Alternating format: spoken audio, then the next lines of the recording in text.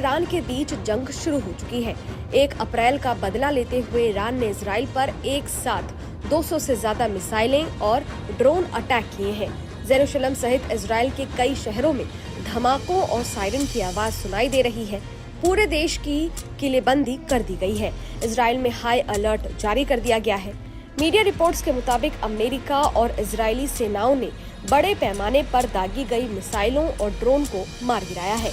हालांकि कुछ मिसाइलों से इजराइल के मिलिट्री बेस को भी नुकसान पहुंचा है।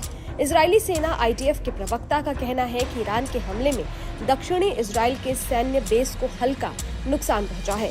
इजराइल ने एरो एरियल डिफेंस सिस्टम के जरिए इन अधिकतर मिसाइलों को मार गिराया है। अलक्सा के गोल्डन डोम के ऊपर आसमान में कई मिसाइलों को मार गिराया गया है।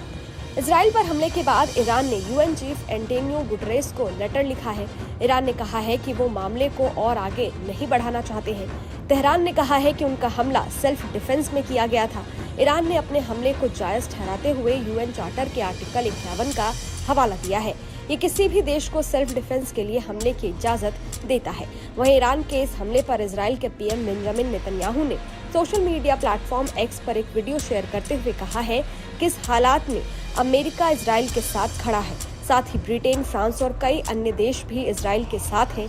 ऐसे में इजराइल इन सभी देशों की सराहना करता है। नेतन्याहू ने साफ किया है कि इजराइल ने एक स्पष्ट सिद्धांत की मांग की है। उनका कहना है कि जो कोई भी उन्हें नुकसान पहुंचाएगा वो उन्हें नुकसान पहुंचाएंगे। इस हमले के बीच इजरायली PM नेतन्याहू और अमेरिकी राष्ट्रपति जो बाइडेन ने फोन पर बात की है। दोनों नेताओं के बीच मौजूदा स्थिति पर चर्चा हुई है। संयुक्त राष्ट्र ने भी आज आपात बैठक बुलाई है। इजराइल में आधी रात को ईरान की ओर से किए गए हमले से वैश्विक तनाव चरम पर पहुंच गया है। ईरान के विदेश मंत्री का कहना है कि ईरान किसी भी तरह के सैन्य आक्रमण से अपनी सुरक्षा के लिए कोई भी कदम उठाने से हिचकेगा नहीं। इजरायली डिफेंस फोर्स यानी IDF ने ये भी कहा है कि जहां भी जरूरत होगी वहां उन हमलों को मुस्तैदी से रोका जा रहा है।